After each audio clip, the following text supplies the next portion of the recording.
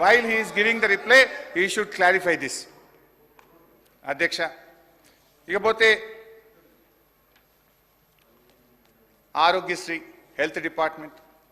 అధ్యక్ష, ఆరోగ్యశ్రీలో ప్రభుత్వం కొన్ని నిర్ణయాలు తీసుకున్నట్టుగా పత్రికల్లో చూసాం.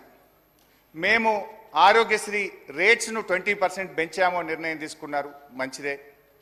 ఇంకా కొన్ని వ్యాధులను కూడా యాడ్ చేశామని చెప్పారు, ఇంకా మంచిదే. 5 లక్షల నుంచి 10 లక్షల రూపాయలకు ఆరోగ్యశ్రీ యొక్క దాని స్కేల్ కూడా పెంచాం, 10 లక్షల దాకా ఉచిత వైద్యం చేసుకోవచ్చు అన్నారు, చాలా మంచిది. కానీ బడ్జెట్ చూస్తే పోయినసారి మేము 1101 కోటి రూపాయలు పెడితే ఈసారి తగ్గించి 1065 కోట్లు పెట్టారు. ఇది ఎట్లా సాధ్యమైంది?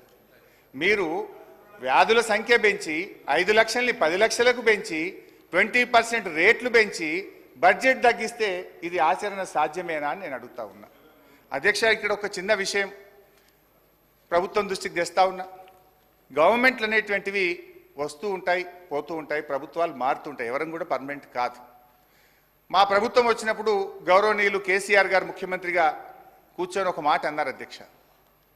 గౌరవనీయులు అప్పటి మాజీ దివంగత ముఖ్యమంత్రి వైఎస్ రాజశేఖర రెడ్డి గారు ప్రవేశపెట్టినటువంటి ఆరోగ్యశ్రీ పథకం చాలా మంచి పథకము, మా ప్రభుత్వం పేరు కూడా మార్చకుండా యథావిధిగా ఆ పథకాన్ని కొనసాగిస్తామని చెప్పాం, 10 ఏళ్ళు కొనసాగించాం.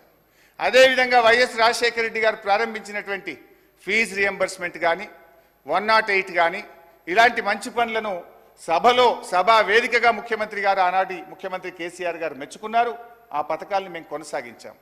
కానీ మీరు కేసీఆర్ కిట్ అనే పథకం ఉన్నది, అది చాలా మంచి పథకం. దాని ద్వారా మన రాష్ట్రం IMR, MMR infant mortality rate, mother mortality rate గణనీయంగా తగ్గి దేశంలోనే అతి తక్కువ మాతా శిశు మరణాలు నమోదు చేసిన రాష్ట్రంగా 3వ స్థానంలో తెలంగాణను మేము నిలిపాం. అంటే నేను ఒకటే కోరుతున్నా, ఒకవేళ మీకు కేసీఆర్ అనే పేరు ఇష్టం లేకపోతే పేరు మార్చుకోండి, మాకేం అభ్యంతరం లేదు. కానీ దయచేసి న్యూట్రిషన్ కిట్, కేసీఆర్ కిట్ అనే పథకాలను కొనసాగించండి. మీరు పేరు మార్చుకున్నా మాకు అభ్యంతరం లేదు, కానీ రాజకీయాల కోసం ఆ పేద గర్భిణీ స్త్రీల కడుపు కొట్టకండి, రేపటి పుట్టబోయే బిడ్డల భవిష్యత్తు మీద దెబ్బ కొట్టకండి. న్యూట్రిషన్ కిట్, కేసీఆర్ కిట్ పథకాలను దయచేసి కొనసాగించాలని మీ ద్వారా ప్రభుత్వాన్ని నేను కోరుతా ఉన్నా అధ్యక్ష, ఇంకొక ప్రధానమైన విషయం, అప్పుల విషయంలో పదే మా ప్రభుత్వం మీద బురద జల్లే ప్రయత్నం చేశారు. అయితే నేను గౌరవనీయులు భట్టి గారు నేను చెప్పేది విని వారి సమాధానంలో ఒకవేళ నేను తప్పైతే వారు క్లారిఫికేషన్ ఇవ్వాలని కోరుతా ఉన్నా. ఇది సభలో ఆ రోజు ప్రవేశపెట్టిన తెలంగాణ రాష్ట్ర ఆర్థిక శ్వేతపత్రం. ఇదే విషయాన్ని తన బడ్జెట్ ప్రసంగంలో కూడా నిన్న గౌరవనీయులు భట్టి గారు బడ్జెట్ ప్రసంగంలో కూడా చెప్పారు. నేను సభ రికార్డు కూడా సెట్ చేయాలనుకుంటున్నా, వాస్తవాలు కూడా మీ ముందు మీ ద్వారా గౌరవ ప్రభుత్వం ముందు ప్రజల ముందు పెట్టాలనుకుంటున్నా.